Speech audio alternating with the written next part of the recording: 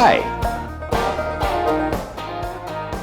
If you're a bar owner like me, or serve alcohol like me, or if you're in the business of selling liquor off sale, it's very important to know both North Dakota and Minnesota laws on serving alcohol.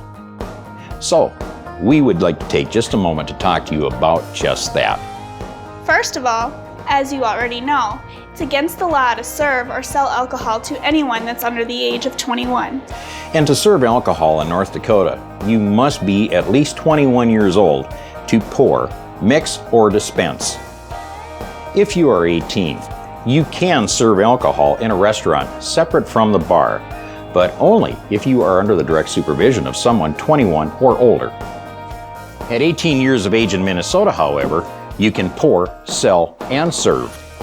And just as important, by law, we are not allowed to serve alcohol to an obviously intoxicated person. Or allow an obviously intoxicated patron to consume alcohol on the premises. Nor are you allowed to sell off-sale liquor to an intoxicated person. And remember, even after you stop serving the intoxicated customer, you're still responsible if you allow a sober person to order drinks when it's reasonable to assume that one of the alcohol drinks will go to an intoxicated person at the table. That's absolutely right, and so important to always remember. Even though we're in the business of serving drinks, we are not in the business of getting people drunk. The terrible impact and consequences of drunk driving and underage drinking can be disastrous to the families of our community. Just as the repercussions can be devastating to the persons in business responsible for overserving the intoxicated patron. Under both North Dakota and Minnesota laws, serving or selling alcohol to minors and or an obviously intoxicated person can lead to substantial fines and or jail time. A server can also be found liable in a civil court for any financial damages to be paid to any person who incurs loss or injury by the intoxicated patron you overserved. The business can also face significant fines and suspension of its liquor license. It's not always obvious or easy to know when to cut someone off, particularly for an inexperienced server. After all, we all know that we're working for an establishment that profits from the selling of alcohol. That's why it's important for managers and servers to talk with each other, so they both have an understanding and agreement on how they both will handle the different situations of intoxicated patrons. Servers will then feel empowered to make decisions, knowing their boss and manager will back them up. So, let's talk a bit about best practices for staying within the law. First things first, always check an ID before serving alcohol to anyone. Only accept IDs that are valid by law, such as state driver's license or state IDs, which are the only IDs that can be verified by law enforcement.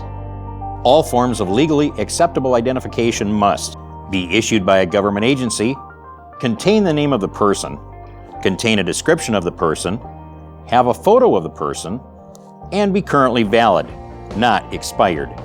Servers should inspect all IDs to make sure they match the person presenting it and that the person is not using someone else's ID. Once you determine that the picture and information on the ID matches the presenter, check to make sure the ID is authentic and has not been altered. To spot a fake ID, look for differences in font or security features. We recommend having an ID checking guide near the door so you can make sure an out-of-state ID is the real thing. And the most important rule to remember when checking IDs, if you have any doubts, don't accept the ID. If there's reasonable grounds to believe that an ID has been altered, falsified, or is being used to violate any law, you may confiscate the ID. Once seized, it must be given to a law enforcement agency within 24 hours by Minnesota and North Dakota law. There are definite signs to watch for to tell if a person is intoxicated. Look to see if the patron in question is having problems with balance, or shows ineffective muscle coordination, or appears disoriented and confused. Do they smell strongly of alcohol and talk with unusual or disoriented speech?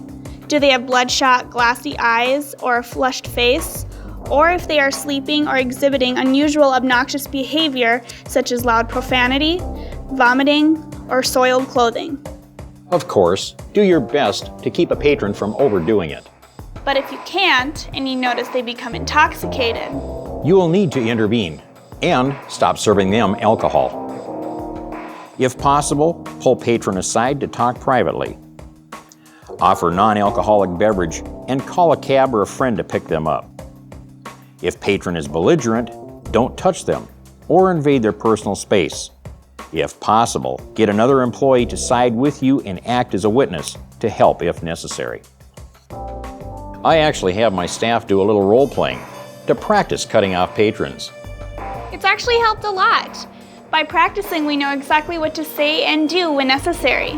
And of course, sometimes you can't reason with an obstinate or belligerent drunk, and you'll find it necessary to call the police if the customer refuses to leave or becomes threatening. Have someone keep an eye on the intoxicated patron while you make the call. If possible, go to a quiet and private place to place the call. Identify yourself and give the dispatcher the name and address of the establishment where you're working. Tell the dispatcher you would like police assistance because an intoxicated patron is refusing to leave the bar. Tell the dispatcher which door the officer should use when they arrive. If the customer leaves before police arrive, if possible, call the dispatcher back to cancel the officer request. Unless the drunken patron drives away in a vehicle, then report the make, model, color, and license plate to the dispatcher or officer. Well, we hope we've made clear what the laws are for serving alcohol. And given you some valuable tips on how to best follow those laws. And of all of those tips, the most important is to remind all servers and managers to take the time to talk to each other. If a server is uncertain of what they need to do, then what needs to be done may not happen. But if a server knows what to do, then they'll do it. Well, that about covers it. I hope now you have a clear understanding of the laws on serving alcohol. Thank you for your time. Yeah, thanks. This message has been paid for with funding from the North Dakota Department of Human Services.